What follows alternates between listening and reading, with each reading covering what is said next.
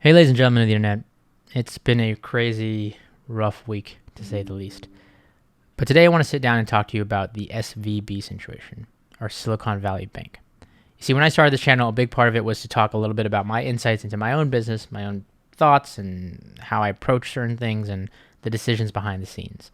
And this week is a perfect example of that. SVB stands for Silicon Valley Bank. They were the 16th largest bank in the US, and as of yesterday, Friday, March 10th, they were the largest failure that we've seen in the banking industry and finance in the last decade, I think since like the financial crisis of 2008. So, needless to say, we are seeing what will now be the ripple effects of all these decisions and whatnot that have unfolded in the last week.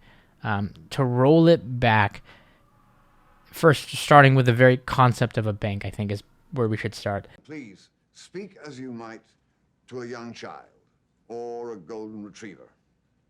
It wasn't brains that got me here, I can assure you of that. If I, a customer or company, come to a bank like Silicon Valley Bank, I give you my money, you take my money, and you hold it in an account. And commercial banks like Silicon Valley Bank will then go and turn around and take that money to use for investments because they want to make a profit as a business as well. They then will turn around and choose to invest that into things that make them potential returns. And if that goes safely and smoothly, no one's none the wiser. Your money is still there. Your money is quote unquote protected while they make a profit off of what they're storing for you and collectively all their other customers. And a bank like Silicon Valley Bank, who held billions and billions in assets for major tech companies, bought things like bonds and so on and so forth. And the issue is when inflation and rates went up and those things that they chose to invest in didn't, there was a discrepancy between what they said they have in their bank and what's actually the truth of that. Now, the problem becomes when a lot of the customers and clients need to access their money and use their money and withdraw it or pay payroll or pay for things to keep their business and lights on. And a mass influx of that happens, there's that discrepancy that doesn't line up. So Wednesday, when it was shown that Silicon Valley Bank was selling off a lot of their securities at a loss, it caused this kind of fear, uncertainty, and doubt, or at the very basic level, it caused a lot of panic. People tried to take their money out of Silicon Valley Bank, then thus spurring the issue even further, causing this bank run, and in turn, eventually, Friday, government steps in and the FDIC regulates the bank and shuts it down entirely, thus leading to the ripple effects that we're bound to see in the coming days, weeks, so on and so forth. Now, you, as an average viewer, may not be in the tech scene. You might not care about it. You might not care about these startups or care about the big bank failing because you're so far removed from it. And I can see all the memes I've seen in just the pokes at like this bank failing and what it means and so on and so forth. But the truth of it is there is a lot of ripple effects that may come out of it that affect things that you might not see and not just the big tech companies. Because there is that sentiment that big tech was due for failure. This was going to happen. This was bound to happen. This was all driven by the over amount of venture capital, inflating rates and so on and so forth. And this is what they deserve because of it. But on the opposite spectrum, you have actual like business founders and entrepreneurs who are just trying to genuinely create successful, useful, innovative businesses and ideas that now can't pay employees and pay, working people their wages and keep their lights on and have a job. And furthermore, further ripple effects because a lot of these big tech companies are probably products and services you use, right?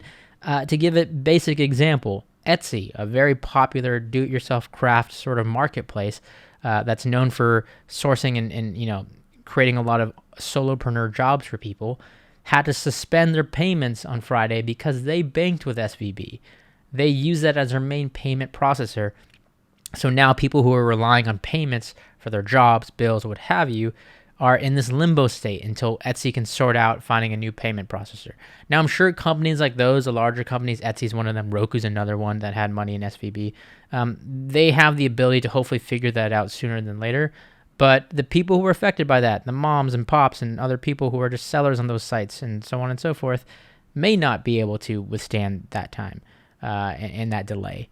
And then you relate that to all these other startups and companies who just have regular people working under them who don't know when their next paycheck's going to come, who honestly don't know if their startup is going to remain solvent for the weeks to come, if a majority of their capital was stored in Silicon Valley Bank.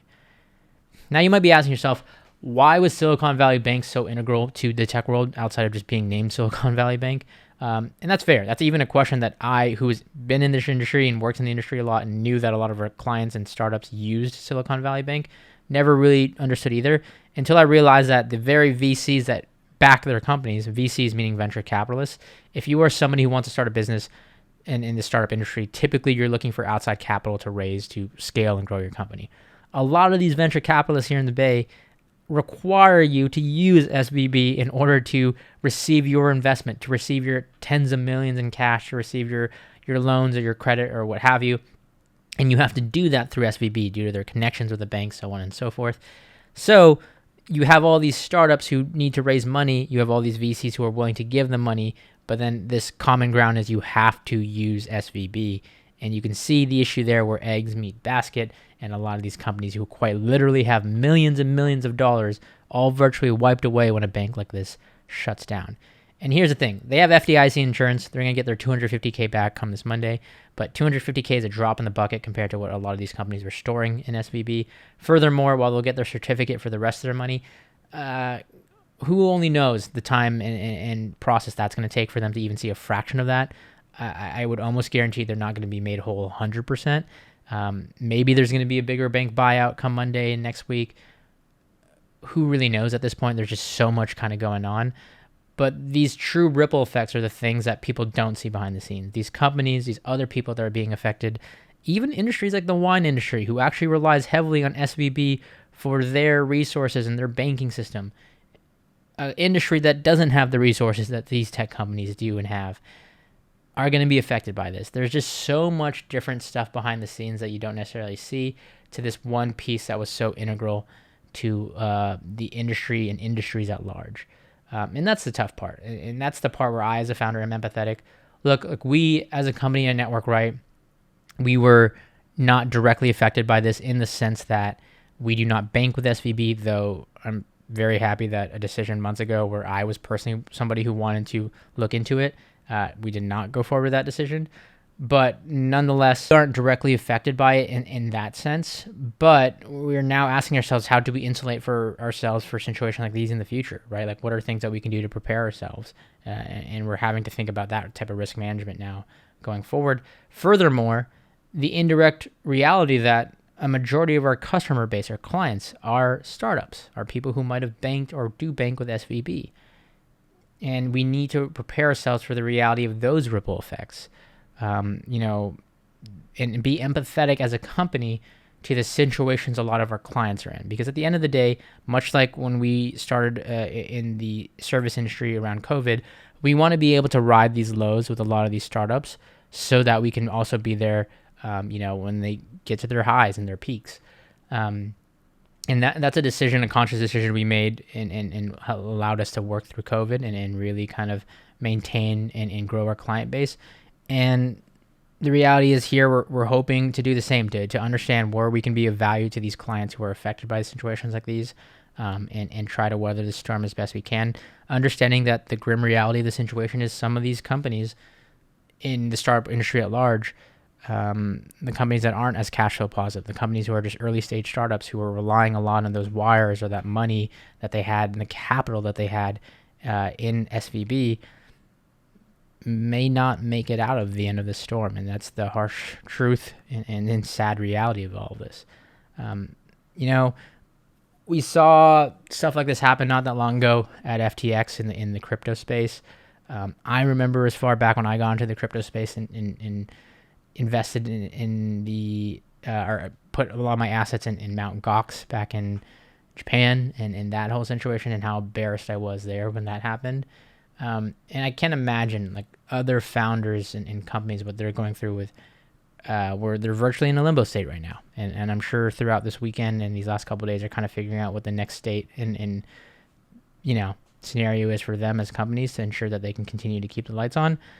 So needless to say, I would say at a larger level, try to always see these things with like a 10,000 foot overview, try to understand all sides. That's something that I always try to do in approaching these. There's definitely areas and places to blame. There's definitely areas of systemic issues as a whole that are like glaring beyond doubt of like what went wrong here and stuff that shouldn't have. And the shitty thing is it's not the C-suites at Silicon Valley Bank who weeks ago cashed out some of their stocks and shares that are going to be affected by this because they just walk away with millions and millions of dollars. It's the people on the shit end of the stick who are just holding the bag, hoping that they can make the best out of the situation. And it's bigger changes that you would hope to see change systemically to prevent things like this happening in the future. But hey, one can hope. Ladies and gentlemen, thanks for watching. I'll catch you in the next one.